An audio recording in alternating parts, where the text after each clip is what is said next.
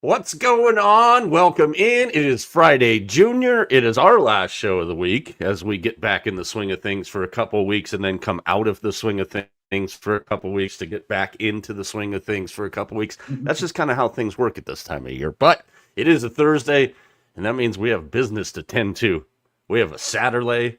We have a huge weekend on the NFL gridiron this weekend. It is going to be ridiculous, and that gets started tonight in the D. It's D in the D, and we're gonna see whose D comes out on top. That one didn't get thought through before I said it. Tony James and the Izzy on this Thursday. What's going on, my brother, in the Christmassy holiday-ish spirit with that whatever's on your head? With the it's my black Santa hat because it's black like my like my soul. So, you know, it is what it is. It's Thursday. It's Thursday. You know, we've been talking about the college football situation. There's not a whole lot of pressing headlines today, so I'm just going to dip my toe down this rabbit hole and see where it takes us. I just sent this to you guys, so I know you haven't gotten a chance to see it yet. You might have seen the video already. Apparently, I just saw this morning. John Gruden's making sense of what is going on with the current college football playoff situation. And one thing that he said in it, it's incredible. Because anytime freaking John Gruden talks is incredible, but John Gruden trying to make sense of something that is really stupid and makes no sense is even more enjoyable to me. And he said it was like, it'd be the equivalent of like the Bears and Rams playing each other this weekend to decide who the number one seed is, while the rest of the field sits there on a bye week and waits for everything. And you think it would not have to be stated so idiotically obvious, but then when John Gruden says it, it sounds better to me when he says it. I'm all for Josh Pate and John Gruden running college football going forward. I will sign off on that tandem. Pate Gruden 2026. I don't know what to make of this weekend because a lot of this seems really stupid, and I know we're going to get into it with our Saturday tea, but the more and more I look at this and I go, okay, so if BYU wins, I'm going to assume, reading between the tea leaves here, that means Notre Dame's out. I have a problem with that because, and I'll agree with John Gruden what he said in that video, Alabama, Georgia, both in. Indiana, Ohio State, both in. Texas Tech and BYU should both be in. There's half your field right there. I don't think a person would bat a friggin' eye. But somehow we're set up in this situation, T, and I still can't get over this. This is the third day in a row I'm going to bring this up. First day I get to bring it up like just directly to you. I got Mac's thoughts on it. Am I wrong for thinking BYU's body of work should already have them in this field and they're not playing for a playoff berth this weekend? No, you're absolutely not wrong. The BYU has shown up for every game. They have performed exceptionally well with one exception, and that was against Texas Tech, who arguably is, well, they may be a better team. And if you lose to a better team, you lose to a better team. It is what it is. We'll find out tomorrow, or Saturday rather, whether or not that was actually the case, because I think, as we mentioned yesterday, I think BYU has a lot to say about their performance from 3 or 4 weeks ago. But no, you're right. They all should be in, as it should. You have 6 of the 12, and now the other 5 are going to have to sort itself out.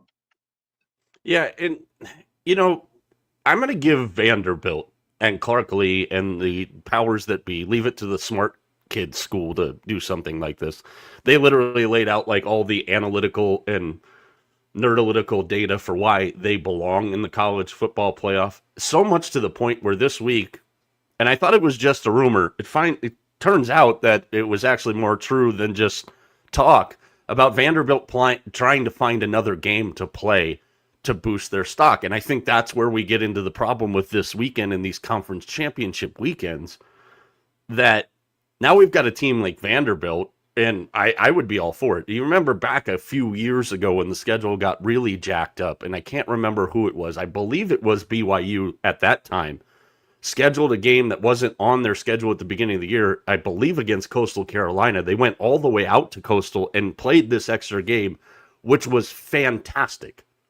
So I asked two, what should be blatantly obvious questions here.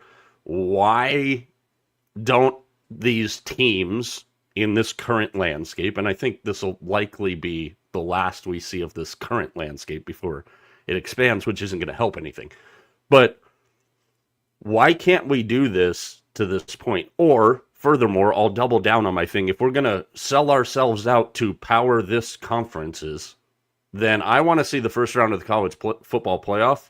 I want to see, and without the standings right in front of me, I would assume it'd be a rematch of Michigan, Ohio State, and then a game with Indiana and Oregon.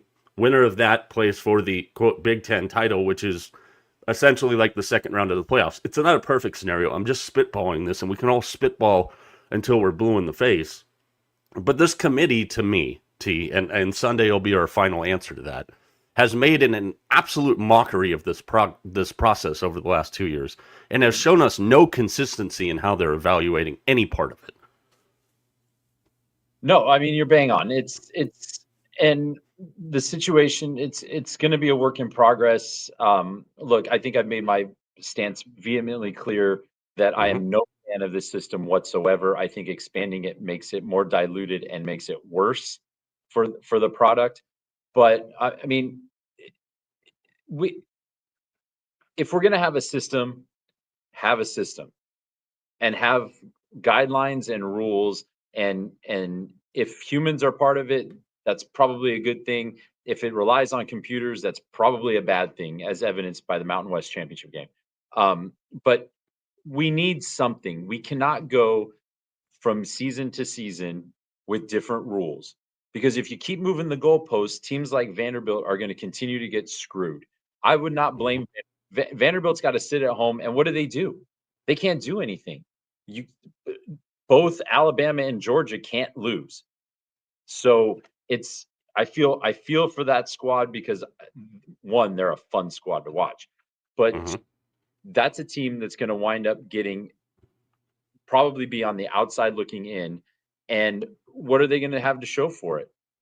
It's kind of heartbreaking in a way for somebody like Vanderbilt, or maybe even, I don't know, whoever finishes second in the ACC. It's a shame for them too. But we need if you're going to have this system, make the rules, have the guidelines. This is how we're going to do things. Period. End of story. And then go do it. I think you're going to see the conference championships disappear. I don't think there's a place for it anymore. No, I think that's going to be the biggest talk, and I think that's why you're seeing already that the Big Ten championship is being shopped to the highest bidder right now, because they're going, well, maybe we can sell this as a standalone game, because maybe this game's not going to be here very much longer. Maybe that's a reason why that's started to come about. But yeah, when I sit here this weekend and I look at the case, for Vanderbilt, and I'll make a little bit of a case for Texas, because Sark said something the other day that I think is genius and really highlights the situation. You go up to Ohio State, you outgain them, you lose a game by 7 in week 1. The Florida loss, inexcusable. There's nothing we can say about it to make it any better. The system should allow you to have that game where you just don't play your best ball and somebody comes hunting one day. And that's what Florida did when they beat Texas. Florida was terrible this year, and they beat Texas, and that's the thing that everybody's knocking off. The Notre Dame-Miami thing, again, all these big games in week 1, where we could have more big games this weekend that are actually meaningful, even play-in games, so to speak, and I think we'd all be fine with that. I think the winner of the American Conference getting into the field, as much as and I get where Mac's coming from when he says this, but the winner of the American's probably getting smacked in the first round of the playoffs. But you've got a number 20 team in Tulane hosting no, number 24 North Texas in that game. It's going to be a fantastic game tomorrow night. I mean, those two 6 o'clock games tomorrow night, I think, are going to be great. Boise and UNLV, and then Tulane and North Texas. But we're going to continue to talk about this. I know next week on the show we'll have the full bracket in hand when we're all back together on Wednesday. But definitely some stuff that we need to get some better answers to. Other stuff real quick.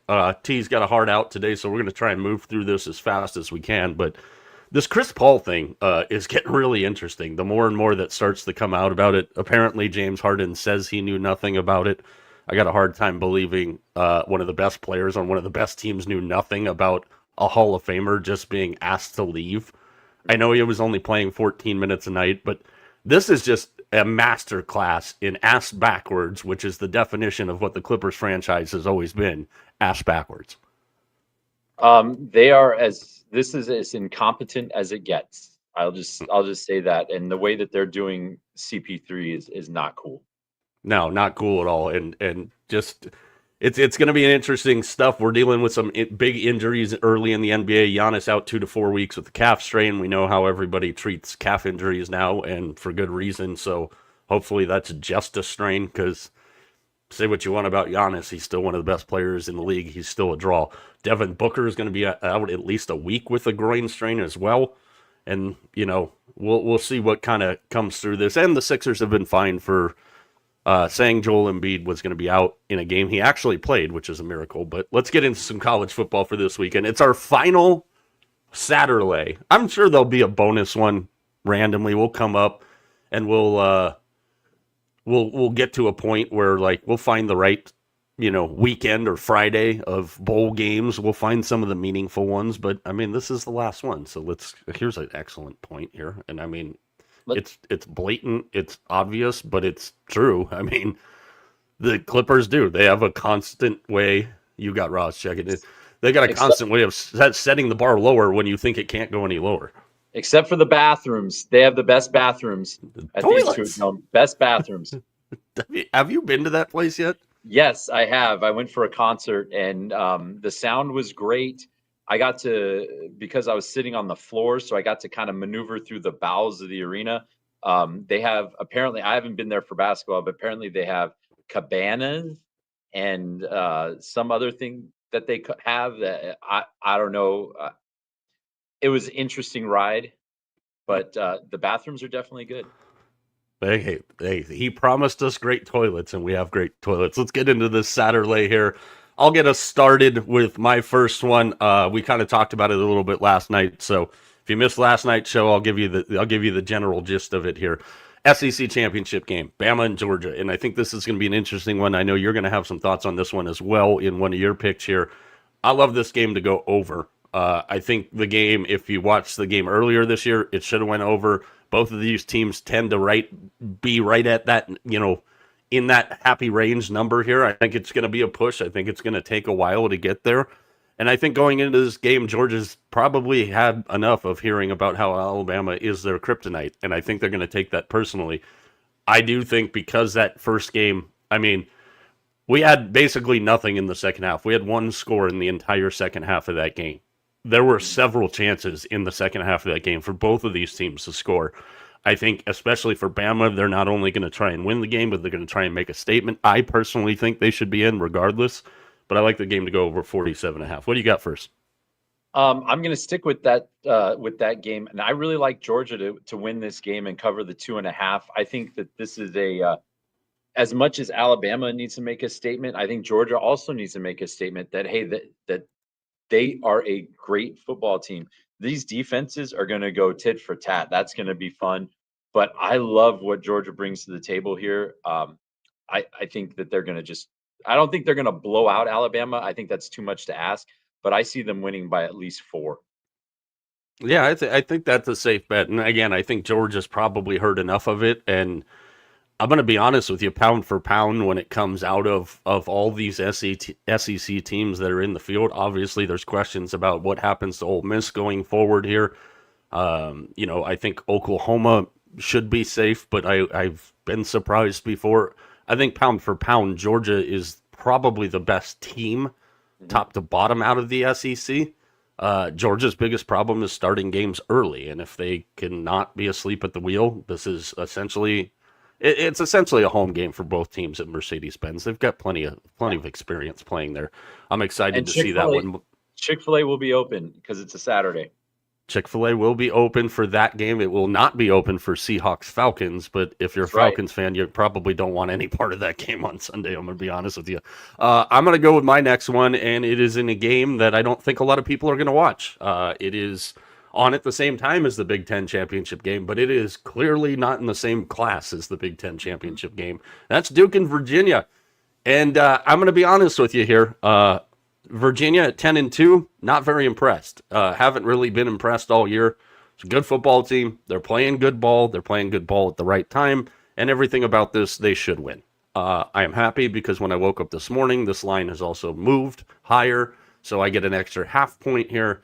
And my honesty here is I'm rooting for the chaos scenario this weekend because I want to see the answers that are given to us on Sunday morning about how they got to the point that they got to when we see this bracket. Give me the Blue Devils. Give me the 4 points. I love that pick. I think this is going to be a very underrated game, and the weather seems to always play a role in Charlotte this time of year. Yeah, absolutely. What do you got next? What's your second one on tap this weekend? I'm going to North Texas and Tulane. North Texas is an absolute over machine. 8 of their last 10 have gone over. The only ones that didn't were the game against Navy and the game against South Alabama. But this team just scores like it's a bodily function, and Tulane's got to keep up with them. It's at 67 right now. You could put this at 77, and I would still bet it over. Give me the over with North Texas and the Wave. Yeah, and I'll stay in that game because new Florida coach John Summerall against new Oklahoma State coach Eric Morris. Two guys that I think were fit in perfect jobs for both of them. Mm-hmm. So you can throw out our coach is leaving us scenario out of the window. I know that John Summerall spent the beginning of his week at Florida. He's now back at Tulane to coach them through this game. I think this is a game we've all kind of thought we were going to see out of this conference this year. Tulane, when you look at their 2 losses, UTSA, it's a game they just played like absolute dog shit in, and then they got blasted by Ole Miss, who's in the college football playoff field. I think for the people that haven't seen both of these teams play, you're going to want to watch this game for the reasons that T just said. You're going to see a hell of a lot of points. I think you're going to see a really good football game here against 2 really good teams, and I have no problem with the winner of this game being included into the field. James Madison might have a problem with that, or maybe James Madison gets in and the winner of this, and then all hell really breaks loose on Sunday morning. I'm going to take the Wave on the money line as a short underdog here. I think they are the better of the 2 teams, but I can't wait to watch that one. What do you got next? Going to Jera World and BYU and Texas Tech. The revenge mission of BYU. They looked like absolute crap when they played Texas Tech last time. Everything went sideways for them, and the score indicates that. I think they're going to be ready for this.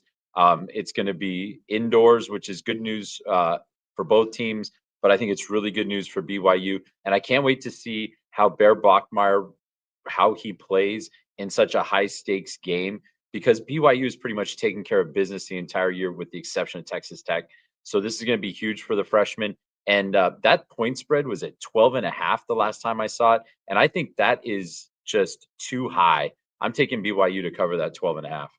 Yeah, it's still, as of right now, as of us talking right now, it's still at 12.5 over under on that one, 49.5. My final one, I hate everything that the Mountain does with this, but I'm going to go there anyways. We're going to go to Boise, where the expected game time temperature, thanks to our folks at AccuWeather, is 44 degrees at Albertsons Field. I wish this game was being played on a neutral field, because I think there's a couple things at play here. Number one, Boise on their way out of the Mountain and headed to the Pac, which, likely is a downgrade, honestly. It's still a conference they should be able to win. I think if this game was on a neutral field, that UNLV would absolutely boat race Boise here. It's a high total for a bad weather game. I'm going to be the contrarian here, and I'm still going over on this game. Should be played on a neutral field, but then again, we shouldn't need a computer to tell us that a 10-2 team belongs in your conference championship, especially when it's the only one in the conference, but nobody's ever accused the Mountain West of knowing what they're doing. So give me the over 58.5 in that one. Give me your final one. I'm going to James Madison and Troy, the Fun Belt. And James Madison has been destroying teams this year. They are favored by 23.5 in this game against Troy. They're probably going to win. James Madison is, but I'm taking this game over 47.5 because James Madison, I think, is going to be able to cover that on their own. In recency, they beat Washington State by 4, but 59, 58, 52, 63. This team just puts up points. I love this game going over. All right, there's your Saturlay, your final Saturlay. I'm sure me and T will be able to sneak another weekend of degeneracy in bowl season here. We'll find another one for sure. Let's go to the D for Thursday Night Football in what's now turned into an absolutely massive game between the Cowboys and the Lions. Lions at 7-5, losers of 3 of their last 5. Dallas 6-5-1, coming in on a winning streak of 3 games. And you talk about 2 teams, T, that are going in the absolute opposite direction right now. Mm-hmm. You look at the split on this game. The spread right now has moved to 3.5. I got it at 3. I like it even better at 3.5 here. This is an interesting, because it's an interesting spot, I think, for me, because when I look at what's left for the Lions here, they're going to be up against it if they lose this game, because not only do they have the Cowboys tonight, then they're at the Rams, then they host the Steelers, they're at the Vikings, and they finish the year in a game that could be very meaningful, but not to the team that we thought it was going to be meaningful. Lions at Bears. Tell me Ben Johnson doesn't want to win that one in the last week of the season. 100%. Especially with whatever it has. What do you make of this? Because you nailed it a couple weeks ago, and you said right now I wouldn't sell this Dallas team out of the mix, and they're playing good ball, and they've continued to do so. And I still won't. I think that your +3 on this is bang on. This Dallas team it's amazing what an outside event, a tragic event, can do to a team, and how it can galvanize a team and cause them to basically, for lack of a better term, play for a cause. And that's what this whole Marshawn Kneeland thing has done, in my opinion. They are rallying around this moment to make a statement, and they come back and beat Philadelphia. They beat the Chiefs. I thought they pretty much controlled that game from second half forward. They didn't. I never felt that the Chiefs, although we always joke about, is this the week? I never felt that the Chiefs were going to make a run in that game. And so this Dallas team is scary. They are, if things go right for them this week, they could be 1 game behind Philadelphia for the division. And I think 3 weeks ago we would have thought that them winning the division is a distant possibility, but now it's a distinct possibility. And I love how this team is playing. Yeah, and you look at the injury report for the Lions, and it's, for a Dallas defense that's growing in confidence week in and week out and week in and week out, and you look at this injury report, questionable. 1, 2, 3, 4 guys on the offensive line for the Lions, including Penei Sewell with a shoulder injury. Taylor Decker's got a shoulder injury. Graham Glasgow's got a knee injury, and I'm not even going to try. Awasika.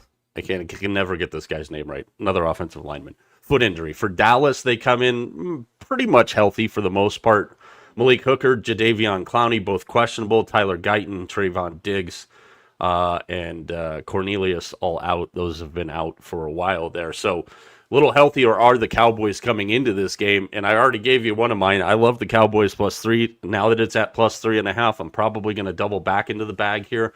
You've got a hard out, so why don't you roll through what you got on the table, because I'm sure somewhere in there's a damn kicker, and screw you, because you got me into that on Monday night, and that did not work out very well for me, and I should have known that as soon as Younghoe Koo got his foot stuck in the turf. What a disaster that was. Well, I've got from the Detroit side, I got David Montgomery 40 rushing yards or at least 40 rushing yards. Um, I've got CeeDee Lamb at 90 plus receiving yards, and I've got Brandon Aubrey over 8.5 points. I knew it was in there somewhere, man. It You had got to to be think, in there somewhere. but he is such a weapon. That team doesn't even have to get to the 50-yard line, and they're in his range. That is Hmm. such an underrated weapon. And then when you think about it with the new kickoff rules, if that thing's a touchback, this team gets one first down there in field goal range. I mean, I know it's a long one, but he's proven that he can make these. And so that as a weapon for a team is so underrated because Jake Bates, God love him, but is not nearly as good. This is very No. important for Dallas.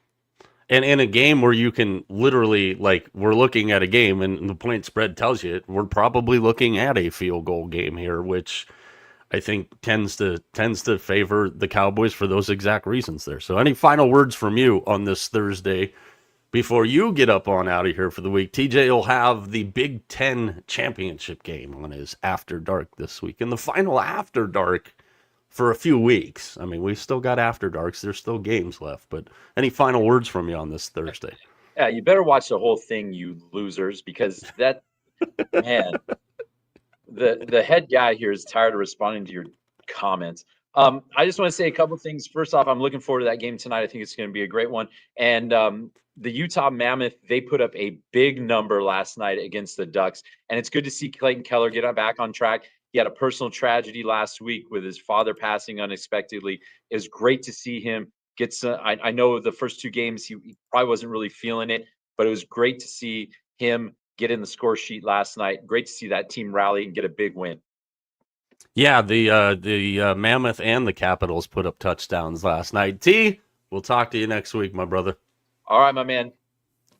All right, I'll get you finished up here on my picks for tonight's game. Again, I love the Cowboys +3. I think when it comes down to it right now, you just got to look at yourself and be honest. They're the better football team right now. And I like T's play of David Montgomery there because the one thing that I've noticed over the last couple of weeks, especially with Detroit, and we know they're going through it. We've talked about it, and we wondered when it would hit all year, when their coordinators being gone would finally catch up with them, and it's starting at the worst possible time for the Lions to show itself. And listen, if there's any team in the league that can rally when you think they're down and out, remember we all threw Detroit out to the trash heap after Green Bay beat them in week 1, and then they rattle off a bunch in a row. It's a Dan Campbell team. They're not going to quit. That's something we do know. But the reality of the fact right now is this Lions team is not right. They're banged up on the offensive line. They're banged up on the defensive line. They're struggling to kind of get stuff going. They've just looked disjointed. And I don't think anybody is shocked by that.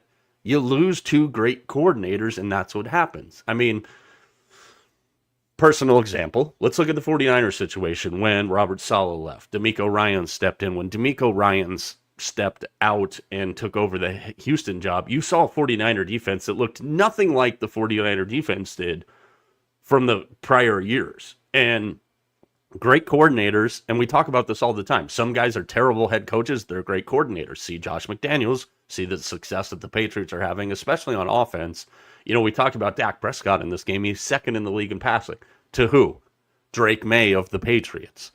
You know, you've got George Pickens, who I don't think we've talked enough about how valuable George Pickens has been to this Cowboys team. He's second in the league in receiving yards. I mean, Dallas, and they do this a lot to themselves. Mainly Jerry does this a lot to our perception of the Cowboys. You know, when the Cowboys are down, everybody loves to poke fun. When the Cowboys are good, everybody hates it. We talk about villains in sports all the time. The Cowboys are one of the ultimate villains in all of sports. You know, we don't do Mount Rushmores on this show, and I've told you why before. But if we were going to theoretically do one of the biggest villains in sports, and I'm talking about the villains in sports that are good for sports. When the Yankees are good, it's good for sports. Baseball is at its high point right now. The Dodgers, they can play the villain role very well. They've won back-to-back World Series. Even when we thought they had it literally falling out of their hands. Shout out Miguel Rojas, who got a new contract from the Dodgers. World Series hero Miguel Rojas returning to the Dodgers. Again, I'm still on a baseball moratorium. I don't want to talk about a whole lot of baseball right now because there's no reason to. Because nothing's really happened. Winter meetings are going on. Maybe we see some more movement. Who knows? Dak Prescott, there's a reason I pulled the trigger on him about a month and a half ago, because he was playing at an MVP level then. Now the Cowboys are hot. As T said, it is not out of the realm of possibility that they could even win the East still. Obviously, tonight goes a long way to that. Not only is it big in that regard tonight, it's big just in general. Because when you break down these two teams tonight and you look at their positioning in the NFC and in the NFC race, a race that is so volatile that, as we've said a couple of times this week, San Francisco's off this week. San Francisco could enter next week where they play the Titans before they get to their stretch of Colts, Bears, Seahawks to finish. San Francisco's not playing this week. The NFC is so volatile that San Francisco can go from 7th to 1st without playing this weekend. It is possible. Regardless, San Francisco is going to move up to 6 no matter what happens because of the Bears-Packers game. When you look at the layout of what could be coming down the stretch here and the positioning of Detroit, who is in the first spot out, Dallas, who's in the second spot out, when you look at their conference records, Detroit is 4-4, Dallas is 3-4-1. So not only is this game big, obviously, for a head-to-head reason, but it's also going to be big if we get to the scenario where there's tiebreakers that need to go past head-to-head matchups. I love the Cowboys tonight. They're just playing better football. I've said this plenty of times. Anytime you get in bed with the Cowboys, it's a risky proposition. I got in bed with them earlier this year, and really the last time we saw the Cowboys play like shit was the Monday Night Football game against Arizona. They've been on a roll since. Would I doubt a Dan Campbell team to show up tonight, show out, cover the spread? Absolutely not. But I got to go with what I can see right now, and Dallas is the better football team. So not only that, I'm also going to play Jake Ferguson for a touchdown. The Lions give up the third most receiving touchdowns in the league. I love Ferguson. I think we're going to see some points tonight. I also am playing a couple different angles on Jahmyr Gibbs. Number one, over 35.5 receiving yards. That number started at like 33. I think last I saw it was at 35.5. That's where I locked it in. Haven't checked today. It could even be up to 36. Point is, I love it either way. Dallas has given up a lot of receiving yards to running backs this year. So correlating with that, I'm going to play Jahmyr Gibbs' longest reception tonight over 14.5 yards. We know that Jahmyr Gibbs is a home run hitter waiting to happen. And this Lions team tonight has got to find something that they haven't had for the last couple of weeks. Dallas is the perfect team if you've got a running back that's a good receiver of the football out of the backfield. So over 35.5 receiving yards for Gibbs, over 14.5 for his longest. I'm also playing some other side straight plays tonight. Dak Prescott over 269.5. I think Dak's going to shine tonight. I think he's really, really going to shine tonight. I think you're going to see a good game. I think you're going to see a playoff atmosphere, which in Detroit is about as good as it gets. I think for a Thursday night game, and we've talked about this a couple times this year, we've been really, really fortunate on these Thursdays this year that for the most part, we've gotten really good games on Thursday. Even if the matchup wasn't very sexy, we've gotten really good games on Thursday. Now, I say that next week we have Falcons and Bucks, but after that, we've got Rams and Seahawks in Seattle on a Thursday night, a place that LA has not had problems playing in the past. After that, we've got the Christmas Day triple header, which is another Thursday. Cowboys, Commanders, Lions, Vikings, Broncos, Chiefs. Obviously, that doesn't do a whole lot to wow you there. But for the most part, and to get this game this late in the season, and the reason I love this game the most is there's no short week excuse here. Because both of these teams last played on Thursday. It's one of the quirks of the NFL schedule that usually ends up with at least the Cowboys playing on back-to-back Thursdays. And a handful of times over the last couple of years has had both the Cowboys and the Lions playing in this spot. So it's not the first time we've seen this. These two have played some great games against each other.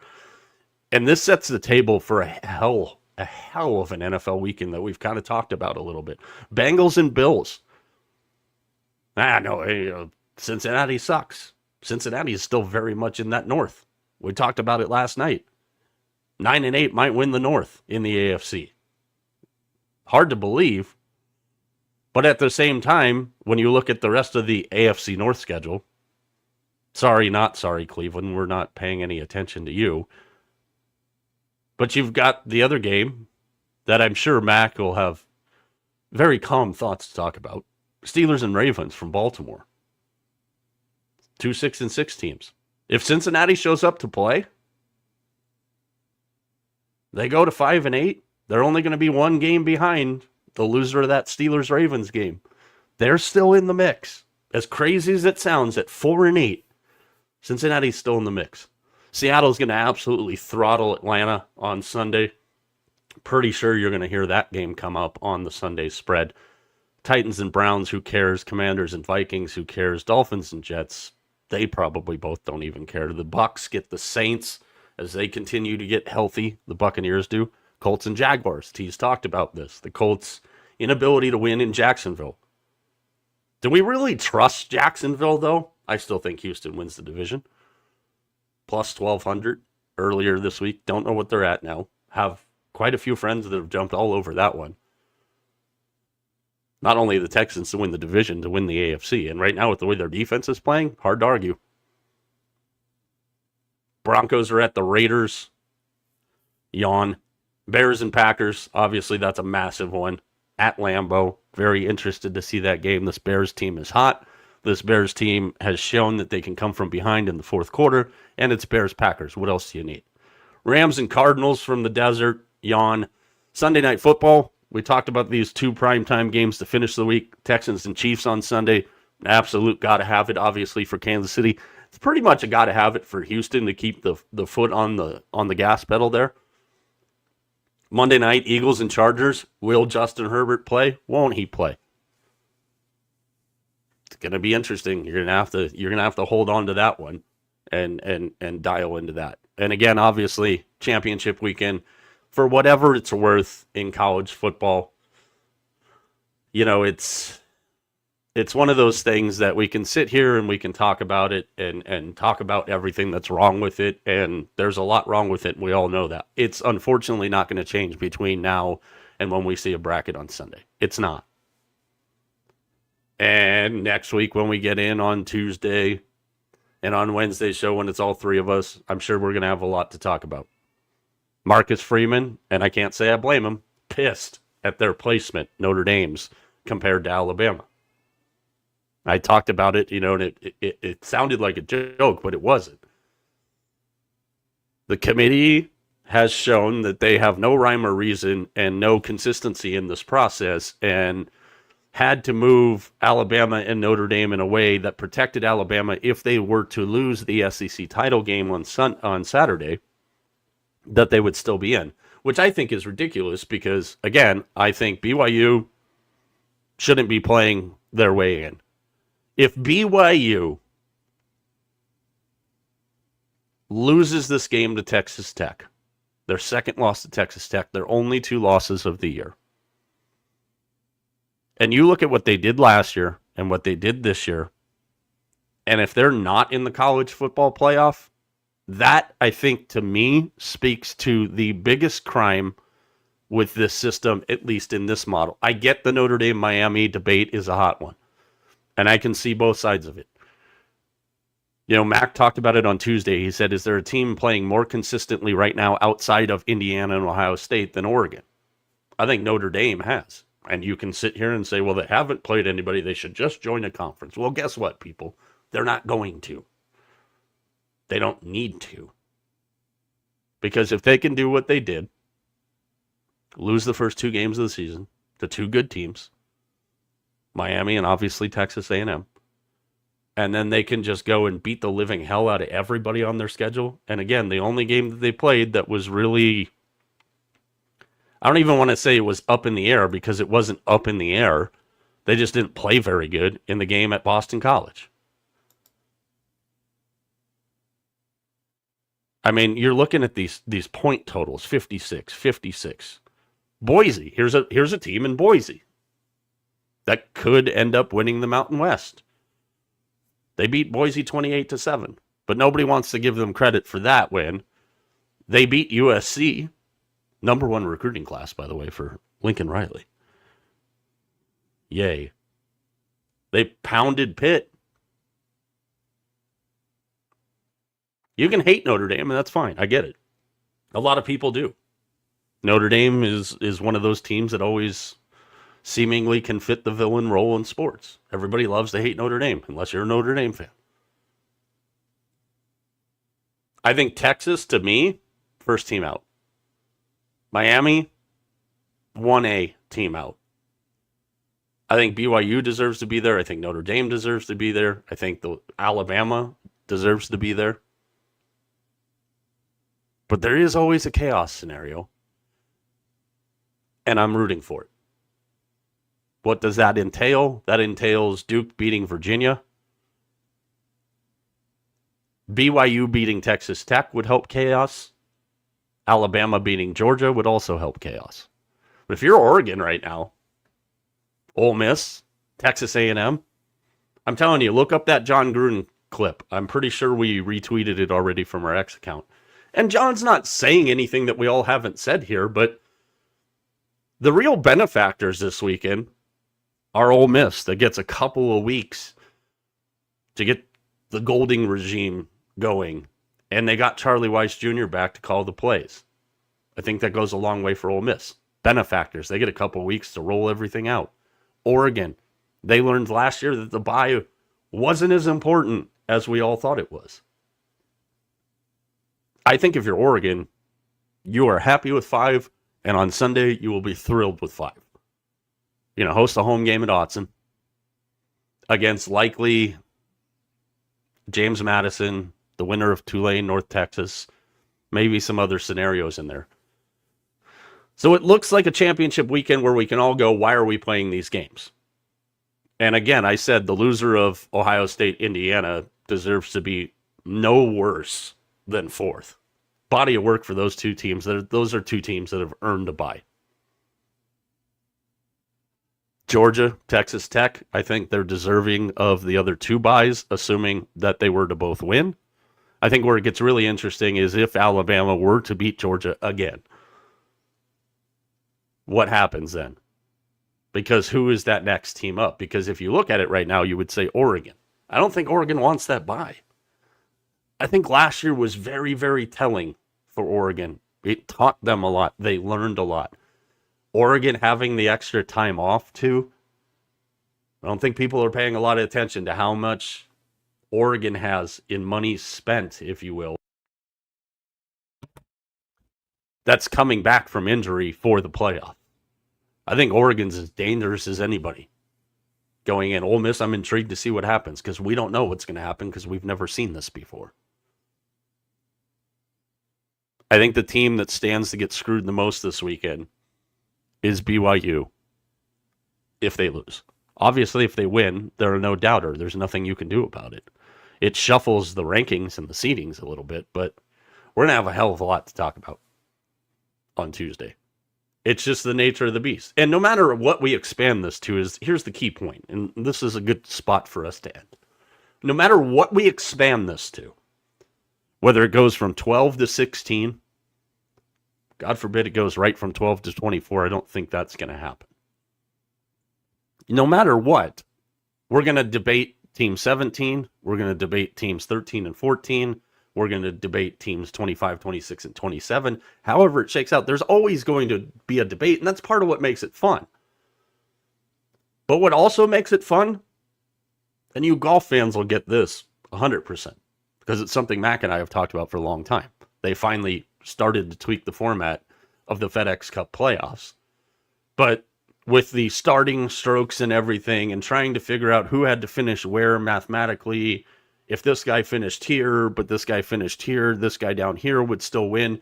You can't go into an ending scenario and not understand what the criteria is. And that's, I think, more than anything, more than the size of the tournament, more than the conferences that don't have everybody playing each other because we weren't smart enough to think about how does the super conference schedule work before we expanded into Stanford and Cal being in the ACC kind of nonsense. We're always going to have the debate, and that's good. I don't think any of us have a problem having the debate if we have a clear, defined expectation, not a college football playoff committee chairman that's making 6-7 jokes on national TV after some rankings come out and talking about Notre Dame and Miami like they never played each other on the field this year. That's the problem, and this year's committee has made an absolute mockery of the whole damn thing. It is what it is. Our college football playoff and our road to Miami officially starts on Sunday in its current form. Will this be the last way that we see this current form? I'm pretty sure, yes. Because we're going into a new deal here too. It is what it is. Root for the chaos. Park your ass on the couch. If there was a weekend to park your ass on the couch, it is this weekend. Because as we know, we could see all chalk, but it's highly unlikely that we do. And that's what makes this great. No matter if we know the defined rules or not. We'll be back in this space on Tuesday night, 5:30 on the West Coast, 8:30 on the East Coast for our Tuesday and Wednesday night shows, our Thursday and normally our Friday shows. No Friday show this week, 11:30 on the West Coast, 2:30 on the East Coast. Plenty of stuff coming up this weekend. The Big Mac kickoff will be the Big 12 championship game. I'll have the SEC championship game preview. TJ After Dark will have the Big Ten championship game. Sorry, ACC fans, we didn't really devote any time to breaking down the ACC championship game because, if I'm going to be perfectly honest with you, I don't really think anybody from the ACC deserves to be there. I know that's not an unpopular opinion either. The NFL is going to hopefully make the playoff picture a little bit clearer after this weekend, but either way, I think you're strapped in all the way through Monday night for a hell of a weekend in football. We've got some good hockey games. We've got some good college basketball games. We've got some good NBA games this weekend. A lot of stuff going on. The baseball winter meetings, as I said, we're going to start to see some more and more names pop out maybe in a couple weeks. I'll maybe start diving into baseball a little bit more. No promises. Doing something different this week. 5 for 500 still on a rest. We're going to just look for touchdown scores this weekend. The three of us have put together our best plays for touchdown scores. And then your usuals, the Sunday spread, Sunday Night Mac, and all that fun stuff. So follow us on all of our social channels at Mike Arana Show, everywhere but Snapchat, because we're not 12 and Snapchat sucks. To everybody out there watching who's spending a little bit of time in the middle of their day with us, we appreciate you guys. 5:30 on Tuesday night. I can guarantee you there's going to be no shortage of stuff to talk about. For everybody behind the scenes, for Mac, for TJ, and Mike, you know the drill. Enjoy a weekend.